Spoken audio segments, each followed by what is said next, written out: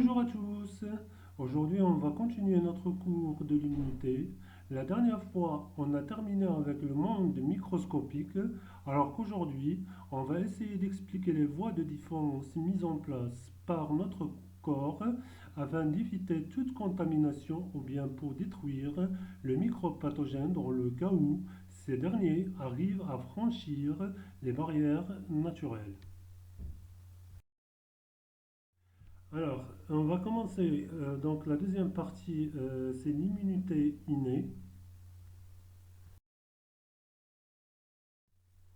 Donc, qui dit l'immunité innée, dit l'immunité naturelle ou bien aussi non spécifique.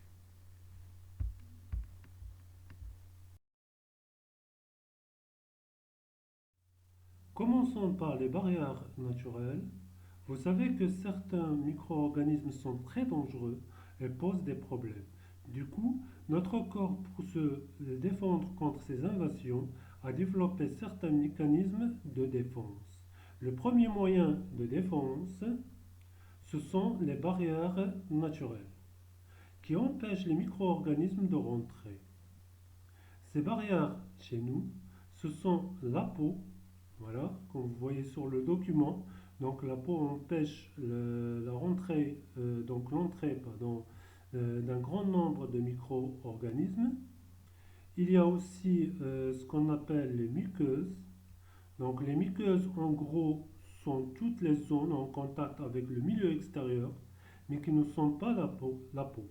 Par exemple, muqueuses qui tapissent les voies respiratoires comme le cas, ou bien les muqueuses du tube digestif, ou bien sûr les muqueuses de l'appareil génital. Ces barrières sont vraiment efficaces. La plupart des micro-organismes sont incapables, hein, de les franchir, mais quand même, il existe des points de fragilité, surtout en cas de lésion. La peau et la muqueuse forment ce qu'on appelle les barrières mécaniques. Les barrières mécaniques. Mais quand même, si on examine le mucus sécrété par la muqueuse nasale, bien sûr, dans le cas, on y trouve des microbes. Donc, comme vous voyez sur le document, donc des microbes comme les bactéries, virus, ainsi de suite. Donc, les mucus, ou bien les larmes, ou bien même, donc comme vous voyez ici donc sur le document, les sucs digestifs, présentent des barrières chimiques. Donc voilà les barrières chimiques. Sans oublier, bien sûr, sans oublier donc les microflores qui s'installent dans les gros intestins sont aussi considérées comme des barrières. Mais cette fois-ci, on parle de barrières écologiques. Les barrières écologiques, on dit aussi barrières biologiques, c'est la même chose. Alors, dans le cas où les barrières sont franchies par un antigène, comme vous voyez ici par exemple la peau, donc l'antigène commence à se multiplier, donc par exemple par une division cellulaire. Donc dans ce cas, on parle d'une infection, mais heureusement, dans ce cas, on a la présence de défense interne qui permet l'identification et la destruction de tout antigène ayant l'audace de pénétrer. Bien sûr, par des cellules spécialisées appelées les phagocytes. Comme vous voyez ici, donc les phagocytes, ce sont des cellules blanches, donc des globules blancs, hein, et qui constituent la première lignée de défense.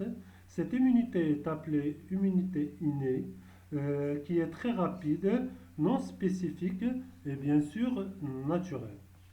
Cette immunité ne nécessite aucun apprentissage. Elle repose bien sûr sur des processus qui ne sont pas spécifiques, c'est-à-dire capables donc de s'attaquer à plusieurs organismes différents. Une fois les antigènes envahissent le corps, en une zone donnée comme ici, donc la peau, à cause d'une lésion, bien sûr, Donc les phagocytes vont se mettre en place et quittent la circulation sanguine vers les tissus infectés. À travers bien sûr les parois des vaisseaux sanguins, c'est ce qu'on appelle la diapédèse. Comme vous voyez ici, donc une cellule blanche donc, quitte donc la circulation sanguine pour arriver au niveau de la zone infectée. Donc, c'est ça ce qu'on appelle bien sûr donc, la diapédèse. Une fois le phagocyte entre en contact avec l'antigène, elle s'active pour libérer, hein, donc pour libérer une substance chimique. Donc cette substance chimique va être libérée dans le sang, hein, donc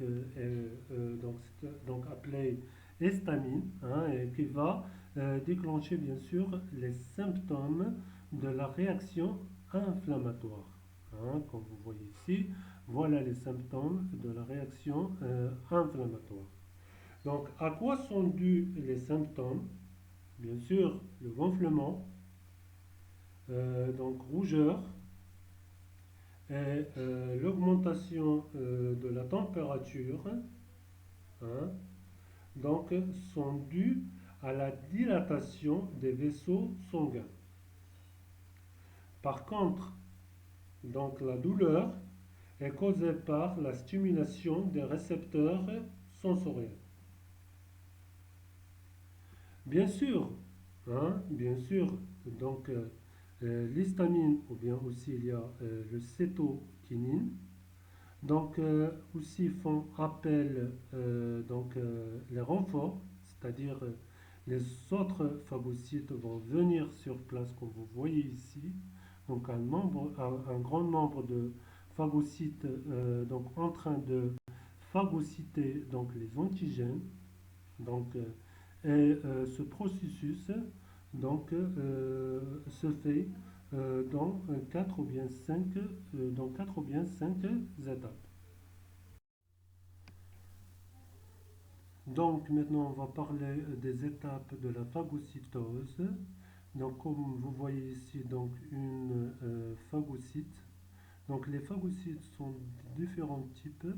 Il y a par exemple les macrophages, il y a les cellules dendritiques, il y a les mastocytes, mais sont tous des phagocytes.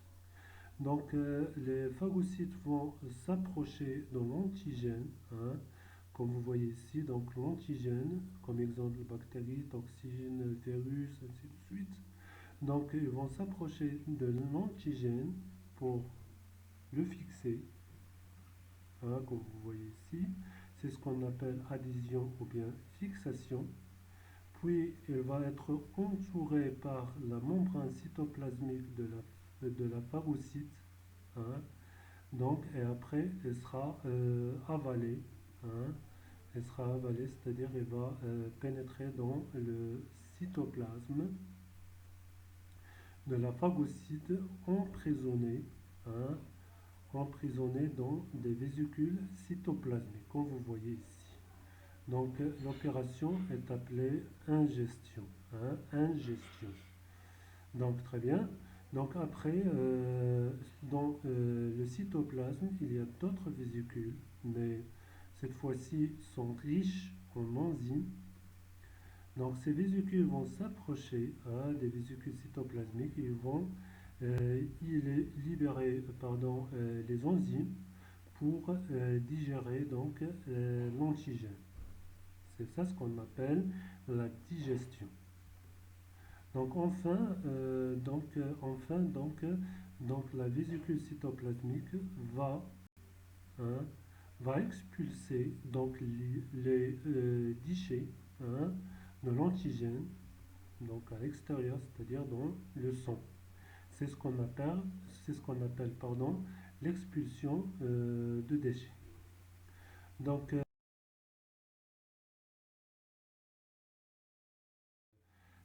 l'immunité naturelle ou bien innée ou bien non spécifique. Donc, la prochaine fois, on va voir qu'est-ce que c'est donc l'immunité spécifique, hein, ou bien adaptative. Donc, c'est donc qui forme donc la deuxième ligne de défense de notre organisme, bien sûr, contre les antigènes, contre les microbes. À ce moment, je vous souhaite bonne journée et à bientôt. Au revoir.